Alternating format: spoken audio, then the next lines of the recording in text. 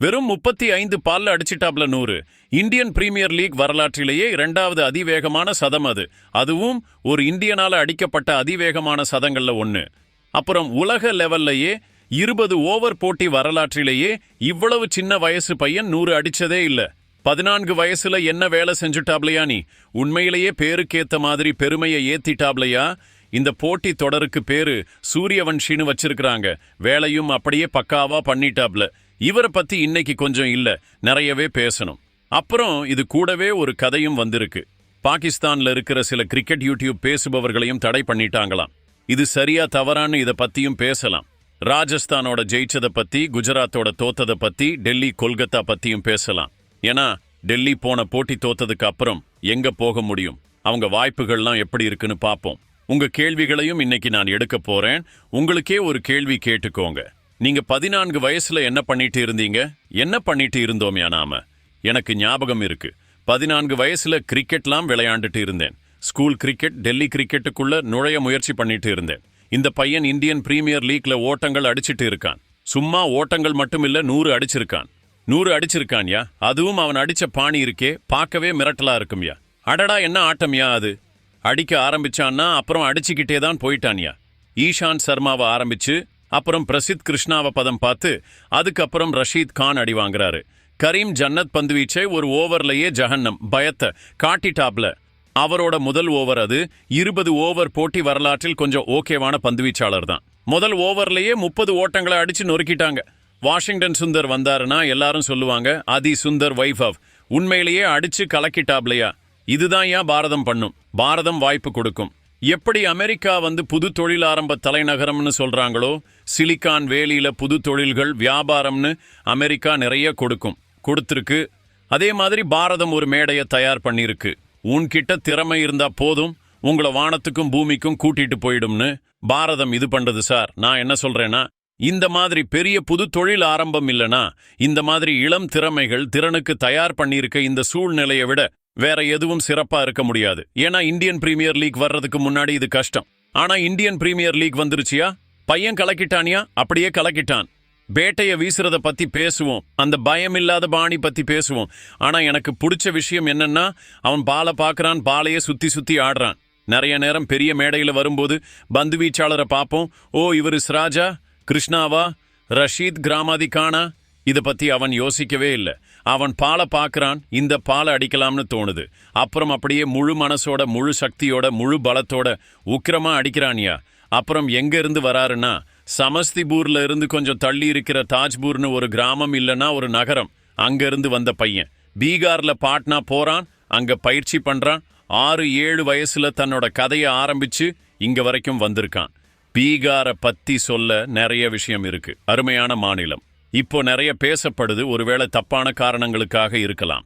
ஆனா இதோட வரலாற்றை, இந்த மண்ணோட வரலாற்றை எடுத்து பார்த்தீங்கன்னா ரொம்பவே பிரகாசமான ஒளிமயமான வரலாறு பீகாருக்கு இருக்குன்னு தெரியும். ஆனா இப்போதைக்கு இந்த நேரத்துல இதை ஞாபகம் வச்சுப்போம்யா. ஓ, அந்த சமஸ்திபூர் பையனா?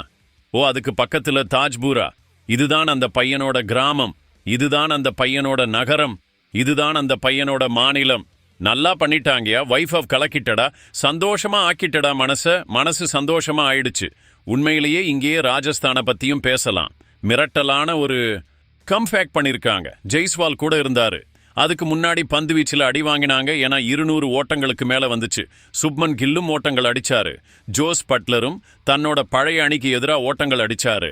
ஓட்டங்கள் நிறைய வரும்னு தோணுச்சு. ஆனா வைஃப் அந்த ஆட்ட நிலையிலும் மனநிலையிலும் இருந்த போது இது ஃபேண்டாஸ்டிக்கா பண்ணிட்டாங்க. ரொம்ப நல்ல மட்டை வீச்சு பண்ணியிருக்காங்கயா. மிரட்டலான மட்டை வீச்சு. அப்படியே தூள் கிளப்பிட்டாங்கயா, தூள். ரொம்ப அருமையா, ரொம்ப பிரமாதமா இருந்துச்சு. இன்னைக்கு சாயங்காலம் போட்டி பத்தியும் நான் பேசணும், உங்க கேள்விகளையும் எடுக்கணும். ஆனா கேள்விகள் பத்தி பேசும்போது எனக்கு ஆமா இல்லை ஞாபகம் வருது. இதுக்கு பதில் ஆமாம்னு வருமா, இல்லைன்னு சொல்லலாமான்னு. இன்னைக்கு கேள்வி என்னன்னா, டெல்லி கொல்கத்தால யாரு ஜெயிப்பாங்க? டெல்லியா இல்ல கொல்கத்தாவா? இப்ப நீங்க யோசிப்பீங்க நான் ஏன் கேள்வி கேட்கிறேன்னு. இங்க நிறைய கேள்விகள் இருக்கும். விராட் கோலிக்கு ஆரஞ்சு தொப்பி கிடைக்குமா, இல்ல சுப்மன் கில்? விராட்ல யாரு அதிக ஓட்டங்கள் அடிப்பாங்க? ராயல் சேலஞ்சர்ஸ் பெங்களூரு இந்த தடவை டிராஃபி எடுக்குமா? நிறைய கேள்விகள் இருக்கு. இப்ப ஒரு கேள்வி இருந்துச்சு, அது உண்மையிலேயே பாகிஸ்தான் யூடியூப் பேசுபவர்களை பத்தி என்ன பண்ணணும்னு. இதுல கிரிக்கெட் சேனல்ஸும் சிலது தடையாயிருக்கு. இப்ப இது சரியா தவறா பாருங்க. என் நிலைமை ரொம்ப கிளியர். இந்திய அரசாங்கம் என்ன முடிவெடுக்குதோ இந்த நேரத்திலையும் அப்புறமும் இந்த நேரத்துல என்ன, இன்னைக்கு 10 வருஷம் கழிச்சு 20 வருஷம் கழிச்சு எப்ப இந்திய அரசாங்கம் ஏதாவது முடிவெடுத்தாலும் நான் சொல்லுவேனே சார், நான் உங்க கூட நிக்கிறேன். ஏன்னா இது உள்ளூர் விஷயம் இல்ல, இப்ப இது வெளியூர் விஷயம் ஆயிடுச்சு இல்லையா? உங்க ஊர்ல காஷ்மீர்ல ஏதாவது நடந்திருக்கு, நீங்க பதில் சொல்லணும், அப்படியே வாயை உடைக்கணும், அப்படியே வேற லெவல்ல பண்ணணும்னா அதுக்கு நீங்க என்ன பண்ணுனாலும் என்ன முடிவெடுத்தாலும், அது தண்ணியா இருக்கட்டும், யூடியூபா இருக்கட்டும், காத்தா இருக்கட்டும், நிலமா இருக்கட்டும், கடலா இருக்கட்டும், நீங்க என்ன யோசிச்சாலும் என்ன பண்ணுனாலும் சந்தேகமே இல்லாம ஆதரவு இருக்கு நம்ம அரசாங்கத்துக்கும் அணி பாரதத்துக்கும். நாம எல்லாரும் இந்தியர்கள் இல்லையா? நாம எல்லாரும் ஒன்னா இருக்கோம். இந்திய அரசாங்கம் இதை தடை பண்ணுங்கன்னு சொன்னா தடை பண்ணிடுங்க, 100% சரி. நாளைக்கு கிரிக்கெட் ஆட வேணாம்னு சொன்னாங்கனாலும் ஆட மாட்டோம். அது பட்லரா இருக்கட்டும் இல்ல ஐசிசியா இருக்கட்டும். இந்திய அரசாங்கம் சொன்னா நாம் ஆட வேணும்னா பாரதத்தை விட மேல யாரும் இல்ல. சோ ஜெய் ஹிந்த், ஜெய் பாரத். நம்ம அரசாங்கம் மோடிஜி என்ன முடிவு எடுத்தாலும் நான் கூட இருக்கேன். 100% ஆதரவு சார். போங்க பண்ணுங்க. இப்போ உங்க சில கேள்விகளை எடுத்துக்கிறேன், அதுக்கப்புறம் சாயங்காலம் போட்டி பத்தி பேசுறேன். ஆன்ஷ் கேள்வி கேட்டிருக்காரு, இந்த இந்தியன் பிரீமியர் லீக்ல இதுவரைக்கும் எந்த அணி உங்களை ரொம்ப ஆச்சரியப்படுத்துச்சு? பர்சனலா சொல்ல போனா உண்மையிலேயே எனக்கு டெல்லி தான் பெரிய ஆச்சரியம். ஏன் சொல்றேன்னா, எனக்கு டெல்லியோட மட்டை வீச்சு வரிசை புரியவே இல்லை. ஏதோ தப்பு பண்ணுவாங்கன்னு நினைச்சேன். ஜேக் ஃப்ரேசர் மெக் பருவத்துக்கு நடுவுல டிராப் ஆயிடுவாரு. ராகுல தொடக்க ஆட்டக்காரரா வைப்பாங்களா இல்லையான்னு யாருக்கு தெரியும்? ஃபாஃபர்ஸ் ஆட்ட நிலை எப்படி இருக்குமோ தெரியாது. நடுவுல மட்டை வீச்சு பத்தியே எனக்கு புரியல. எனக்கு மட்டை வீச்சு தான் கவலையா இருக்கும்னு தோணுச்சு. ஆனா ரொம்ப அருமையா விளையாண்டாங்கயா. பந்து வீச்சுல டவுட்டே இல்ல. பந்து வீச்சுல கூட நடராஜனை ஏன் இன்னும் போடலன்னு எனக்கு ஆச்சரியம். ஆனா பந்து வீச்சு பண்ணிடுவாங்க. மட்டை வீச்சில் தான் இந்த அணி மாட்டிக்கும்னு நினைச்சேன். ஆனா இதுவரைக்கும் ரொம்ப மகிழ்ச்சியான ஆச்சரியம்தான். ரொம்ப நல்லா விளையாடினார்கள். நிறைய வெற்றிகளை ஒன்னா சேர்த்துட்டாங்க. இன்னும் 2 ஓவர் தேவைப்படும், அது கிடைச்சிடணும். ஆனா அது அவ்வளவு எளிதா இருக்குமா? ஏன் எளிதா இருக்காதுன்னு சொல்றேன். ஏன்னா நீங்க டெல்லியை பார்க்கும்போது, இதை நேத்தும் நாம பேசினோம், நான் அப்படியே அட்டவணையை பார்க்குறேன். டெல்லியோட மீதி இருக்கிற போட்டிகள் 5 போட்டி மீதி இருக்கு. அதுல 1 கொல்கத்தாக்கு எதிராக இருக்கு. இதுக்கப்புறம் பார்த்தீங்கன்னா அட்டவணையின் கீழ்ப்பகுதி டீம்ஸ்ல இருந்து எத்தனை போட்டி இருக்கு? கொல்கத்தாவுக்கு அப்புறம் ஹைதராபாத் சார். அதுக்கப்புறம் முதல் 3 இடங்கள் கூட ஆடணும். பஞ்சாப் இருக்கு, குஜராத் இருக்கு, மும்பை இருக்கு. ஸோ இனிமே போற பயணம் அவ்வளவு எளிதில்ல. இந்த 2 போட்டி கொல்கத்தா அப்புறம் சன்ரைசர்ஸ் ஹைதராபாத், ஜெயிக்க முயற்சி பண்ணுங்க. ஜெயிக்கலனா ஒருவேளை இப்போ நம்ம சொல்றோம் ஆச்சரியம், எவ்வளவு நல்லா விளையாண்டாங்கன்னு, அப்புறம் நம்மளே ஆச்சரியப்படலாம். அடடா, தகுதி பெறலையா? இது எப்படி நடந்தது? இவங்க அஸ்வமேத குதிரையை விட்டுட்டு வந்தாங்கன்னு. ஸோ டெல்லி தான் இந்த பருவத்தில் ஆச்சரியம் அளிக்கும் அணி. ஆனா இதுவரைக்கும் நல்லா பண்ணிட்டாங்க. பாபு நல்லா பண்ணிட்டாங்க, ஹேமங் பதானி, KL ராகுல் எல்லாரும் ரொம்ப நல்லா பண்ணிட்டீங்க. இந்த கேள்வி இந்த இந்தியன் பிரீமியர் லீக் அடிப்படையில் எந்த இளம் இந்திய வீரருக்கு நல்ல எதிர்காலம் இருக்குன்னு நினைக்கிறீங்க? இப்போ இந்த பையன் 100 அடிச்சிட்டான். ஸோ இவரோட பேரை தான் எடுக்கணும்னு தோணும். ஆனா எனக்கு ரொம்ப பிடிச்சவங்க, எனக்கு தெரியல நீங்க சாய் சுதர்ஷனை இளம்னு கணக்கு பண்ணுவீங்களா இல்லையான்னு. அவரை தவிர்த்து பார்த்தா அவர்தான் எனக்கு ரொம்ப ஈர்க்கக்கூடியவர். ஆனா அவர் ஏற்கனவே நாட்டுக்காக விளையாடிட்டாரு. பிரியான்ஷ் ஆர்யா அந்த பையன்ல எனக்கு அந்த, அப்புறம் பிரின்ஸ் யாதவ் எனக்கு ரொம்ப பிடிச்சான்யா. உண்மையான நம்பிக்கை என்னன்னா, பிரின்ஸ் யாதவ் கிட்ட வேகம் இருக்கு, அவர்கிட்ட மனநிலையும் இருக்கு, ரிவர்ஸ் ஸ்விங் பண்ண திறமையும் இருக்கு. அவர் சும்மா சாதாரணமா நிக்கிற ஆள் இல்ல, விழுற ஆள் இல்ல. பிரியான்ஷ் ஆர்யா எனக்கு ரொம்ப பிடிச்சாரியா. அந்த பையன் கிட்டையும் திறமை இருக்கு, அந்த ரேர் திறன் இருக்குல்ல. பாலை ரொம்ப நல்லா கணித்து, அதுக்கப்புறம் கை ஒருங்கிணைப்பு ரொம்ப நல்லா இருக்கு, ஓட்டம் ரொம்ப நல்லா இருக்கு, மனநிலை ரொம்ப நல்லா இருந்துச்சு. இந்த 2 பசங்க பிரின்ஸ் யாதவ் அப்புறம் பிரியான்ஷ் ஆர்யா எதிர்காலத்துல கவனிக்க வேண்டிய வீரர்கள். இது நல்ல கேள்வி ஆக்சுவலி. ரித்திக் பஞ்சாபி ஜி கேட்கிறாரு, இந்த ஃபீல்டிங் தரத்துக்கு என்ன ஆச்சு? இவங்க பயிற்சி பண்றது இல்லையா, இல்ல மற்ற திறன்கள்ல தான் ரொம்ப மெனக்கெடுறாங்களா? மட்டை வீச்சு, பந்து வீச்சில் ஃபீல்டிங் அவ்வளவா கவனிக்கிறது இல்லையா? அப்படி இல்லையா? இது ரொம்ப ஒரு வினோதமான விஷயம். எப்படி இவ்வளவு பிடிகள் தவற விடுகிறார்கள்? தவற விடக்கூடாது. நல்ல வீரர்களிடமிருந்தும் தவற விடுகிறார்கள். ஒரு ஊகம் இருந்துச்சு. இந்த ஊகம் நம்ம ஆங்கில நிகழ்ச்சிகள்ல பேசணும். என்னன்னா, மக்களோட திரைப்பயன்பாட்டு நேரம் ரொம்ப ஏறிடுச்சா? இது ஒரு வினோதமான விஷயம், ரொம்ப வினோதமான விஷயம். ஆனா நடக்க வாய்ப்பு இருக்கு. திரைப்பயன்பாட்டு நேரம் ரொம்ப ஏறிடுச்சுன்னா பக்கத்தில் இருக்கிறத கவனம் செலுத்த முடியும், ஆனா தூரத்தில் இருக்கிறத கவனம் செலுத்த முடியாது. எனக்கு தெரியல. இல்லனா உடற்பயிற்சி கூடம் நிறைய போறாங்களா? அதனால இப்போ பிடி எடுக்கிறதுங்கிறது மென்மையான கைகள் இருக்கணும். இப்போ அவங்களோட கைகள் ரொம்ப இறுக்கமாகிடுச்சா? ஏன்னா உடற்பயிற்சி கூடம் நிறைய பண்ணி அப்படியே பலசாலியாகி தசைகள்லாம் போட்டு அது காரணமா இருக்குமா? எனக்கு தெரியல. ஆக்சுவலி எனக்கு சரியான பதில் இல்லை இதுக்கு. ஆனா பிடிகள் நிறைய தவற விடுகிறார்கள்யா. இவ்வளவு பிடிகள் யாராவது தவற விடுவாங்களா? எல்லாரும் தவற விடுகிறார்கள். கீப்பர் தவற விடுகிறார். இப்போதான் ஜெய்ஸ்வால் பிடி நேத்து ஜோஸ் பட்லர் எளிதான பிடிய தொப்புன்னு தட்டி விட்டுட்டாரு. தட்டி விட்டுட்டே இருக்காரு அவரு. ஷிம்ரான் ஹெட்மயரோட பிடிய சரியான அந்த பிடியை விட்டுட்டே இருக்காங்க மக்கள் பிடிகளை. அதாவது எளிதான பிடிகள். சோ எனக்கு தெரியல என்ன நடக்குதுன்னு. ஆனா பிடிகளின் தரம் உண்மையிலேயே ரொம்ப கீழே போயிருக்கு. சரி, இப்போ இன்னைக்கு சாயங்காலம் போட்டி பத்தி பேசலாம். இல்லனா டெல்லி கொல்கத்தாக்காரங்க 2 பேருமே நம்ம நண்பர்கள் 2 பேரும் சந்தோஷமா இருக்க மாட்டாங்க. சோ நாம அட்டவணைக்கு போவோம். டெல்லி கொல்கத்தா. டெல்லியில தான் இந்த போட்டி. டெல்லியில நீங்க போன போட்டி தோற்றீர்கள். அதுவும் ரொம்ப மோசமா தோற்றீர்கள். அதுக்குள்ள கேள்விகளும் இருந்துச்சு. சார், நீங்க ஸ்டார்க் ஓவர் என்ன பண்ணீங்க? அதோட மீம் ஆகிடுச்சு. ஸ்டார்க் அப்படியே நின்று கொண்டிருக்கிறார். என் கடைசி ஓவருக்காக நான் இன்னும் காத்துட்டு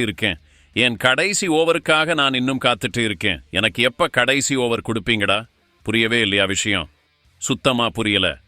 சோ சார், சரி, டி நடராஜனை போடாததும் எனக்கு புரியல. 2வது விஷயம், அவர் கெவின் பீட்டர்சன் சொன்னாரு, பாருங்க ஜி, எங்களுக்கு இடம் அமைய மாட்டேங்குது, நீங்க சொல்லுங்க எப்படி வைக்கிறதுன்னு. நான் என்ன சொல்றேன்னா, அப்படி என்ன ஆயிடுச்சியா? ஏன் வைக்க முடியல? முகேஷ் குமார்ஜியை வெளியே வச்சுட்டு நீங்க டி நடராஜனை போடுங்க. ஒருவேளை இன்னைக்கு சாயங்காலம் போடுவீங்க. நேத்து தான் சொன்னீங்க எங்களுக்கு எப்படி போடணும்னு தெரியல, நீங்க சொல்லுங்கன்னு. இப்போ தெரியும். அடடா, இன்னைக்கு இவங்களுக்காக இடம் வந்துருச்சு. இப்ப டி நடராஜன் விளையாடலாம். சார், 10 கோடிக்கு வாங்குனீங்க. என் நினைவு சரியாக வேலை செய்துச்சுன்னா 10 கோடிக்கு வாங்கின வீரரை போட இடம் பண்ண முடியலனா சார், அப்புறம் உங்களுக்கு தானியா கைத்தட்டல். ஆனா நான் நினைக்கிறேன் இன்னைக்கு சாயங்காலம் நீங்க போடுங்க. ஆனா டெல்லிக்கு சில விஷயங்கள் இருக்கு கவனிக்க. அதுல ஒண்ணு அவங்க ஆடுகளம். இது எப்படி செயல்படுகிறது? இந்த ஆடுகளம் கேஎல் ராகுலுக்கு அவ்வளவா பொருந்தவில்லை. இந்த அணியின் சிறந்த மட்டை வீரர் அவரு. ஆனா இதுவரைக்கும் அவருக்கு பொருந்தவில்லை. கொஞ்சம் சற்று மெதுவான தளமாக இருந்திருக்கு. பேட்ல நல்லா படல அவருக்கு. மற்ற இடங்கள்ல போய் ஓட்டங்கள் எடுக்கிறார். ஆனா இங்க வந்து கொஞ்சம் மாட்டிக்கொள்கிறார். சோ முக்கியமான வீரர் மேல அபிஷேக் போரல் நல்லா விளையாடிட்டு இருக்காரு. கருண் நாயர், அபிஷேக் போரல் தொடக்கம் கிடைக்குதுன்னா, ஒரு நிலைக்கு போறீங்கன்னா தயவு செஞ்சு அதை பயன்படுத்துங்க. தயவு செஞ்சு அதை பெரியதாக மாத்துங்க. ஏன்னா அப்புறம் பேச்சுகளே மிஞ்சிடும். பாருங்க, இப்ப ஞாபகம் என்ன இருக்கும்? இந்த பருவத்தில் எல்லா இடது கை மட்டை வீரர்கள் தான் 100 அடிக்கிறாங்க. வேற யாரும் அடிக்கிறது இல்ல. நாம பிரியான்ஷ் ஆர்யாவையும் பார்த்துட்டோம், அபிஷேக் சர்மாவையும் பார்த்துட்டோம், ஈஷான் கிஷனையும் பார்த்துட்டோம். இப்ப நாம வைபவ் சூரியவன்ஷியையும் பார்த்துட்டோம். இவங்க இடது கை மட்டை வீரர்கள் தான் வராங்க, 100 அடிச்சிட்டு போறாங்க. சோ சார், அபிஷேக் போரல் அடுத்தது நீங்க தானா? அதாவது நான் சும்மா கேட்கிறேன், அப்படியே வெளியே போடுகிறேன். இடது கை மட்டை வீரர்கள் ரொம்ப நல்லா பண்ணிட்டு இருக்கிறாங்க. ஆனா முக்கியமான விஷயம் என்னன்னா, சதங்கள் ஞாபகத்துல இருக்கும். அதாவது இப்போ இளம் வீரரை பத்தி பேசும்போது பிரியான்ஷ் ஆர்யா பேர் வருது. இந்த பேர் அபிஷேக் போரலாவும் இருந்திருக்கணும். அதாவது அந்த பக்கமும் நீங்க போயிருக்கலாம். ஆனா போகல இல்லையா? சோ எனக்கு என்ன தோணுதுன்னா, ஒன்னு, யாருக்கு வாய்ப்பு கிடைக்குதோ, யாரு நல்லா விளையாடுகிறாரோ அவங்க நீண்ட நேரம் விளையாட வேண்டும். மட்டை வீச்சு வரிசையில் எனக்கு தோணுது, நீங்க 11 பேரை தேர்வு செய்யும் போது ஆஷு சர்மாவை வச்சுடுங்க 11ல. ஏன்னா விளையாட வச்சுடுங்க. அப்புறம் அந்த மாதிரி விளையாடுங்க. ஏன்னா அந்த வேகம் பிடிபடவில்லை அணிக்கு. சில நேரத்துல என்ன தோணுதுன்னா, ஏன்னா இப்ப நாம எடுக்கல, நாம விரும்புறோம். ஆஷு சர்மாவை நாம எடுக்கவே வேணாம். உங்க மனசு பெருசா எடுக்க கூடாதுன்னு சொல்லுது. அப்புறம் சில நேரத்துல நீங்க கொஞ்சம் கவனமா விளையாடுறீங்க. சோ அது காரணமா இருக்குமோ தெரியல. ஓட்டங்கள் போதுமான அளவு வரல. டாஸ் வென்றால் பந்து வீச்சை தேர்வு செய்யுங்கள். ஏன்னா அப்புறம் நிறைய பனி வருதுப்பா. இந்த பனிக்கு முன்னாடி உங்க அப்படியே முட்டி போட்டுடுறீங்க. எனக்கு தோணுது டெல்லிக்கு இது முக்கியமான போட்டி. அடுத்த போட்டி ரொம்ப முக்கியமானதா இருக்கும். இல்லனா தகுதி பெறுதலும் உசுரே போயிடலாம். கொல்கத்தா பத்தி நான் பேசினேனா, கொல்கத்தா சார், அவங்க இன்னும் சரி செய்து கொண்டிருக்கிறார்கள். அவங்க இந்த பருவத்தை சரி செய்து விட்டார்கள். இந்த பருவம் வந்து என்ன சொல்றது, எப்படி பண்ணுனாலும் மாத்தி போடு, திருப்பி போடு, நேரா போடு, தலைகீழா போடு, எதுவும் ஒத்துப்போக மாட்டேங்குதியா? சோ அவங்கள பத்தி நான் நிறைய பேச மாட்டேன். என்ன ஆகணும், எப்படி பண்ணணும், எப்படி விஷயங்கள் மாறும்னு அவங்க எல்லாருக்கும் தெரியும். அது சுனில் நரைனா இருக்கட்டும், வருண் சக்கரவர்த்தியா இருக்கட்டும், இல்ல அவங்க 3-4 வேகப்பந்து வீச்சாளர்கள். அதுல ஆண்ட்ரே ரசல் இப்ப கொஞ்சம் ஓகேவா பந்து வீசுகிறாரு. சோ நிறைய வாய்ப்புகள் அவங்க கிட்ட இருக்கு. அது எப்பவுமே இருந்துச்சு. தொடக்கம் நல்லா கிடைச்சா நல்லா விளையாடுவாங்க. தொடக்கம் நல்லா கிடைக்கலனா மாட்டிப்பாங்க. அப்புறம் ரரர் இருக்காங்க அவங்க கிட்ட. அவங்க நல்லா ஆடினால் ஜெயித்து விடுவார்கள். இல்லனா மன்னிக்கவும் செய்ய. இதுதான் கதை இன்னைக்கு. இவ்வளவுதான் என்கிட்ட இன்னைக்கு இருக்கு. இன்னைக்கு என்னிட்ட இவ்வளவுதான் இருக்கிறது. ஹானாவோட இணைப்பு நான் விளக்கத்துல போட்டிருக்கேன், சரிபார்த்து கொள்ளுங்கள். இன்னைக்கு யார் வெற்றி பெறுவார்ன்ற பதில எனக்கு கருத்து பகுதியில கொடுக்காதீங்க. நீங்க போய் ஹானால போய் உங்க பதில கொடுங்க. உங்க உடம்ப கவனமா பார்த்துக்கோங்க. பார்த்ததற்கு மிக்க நன்றி. Wife of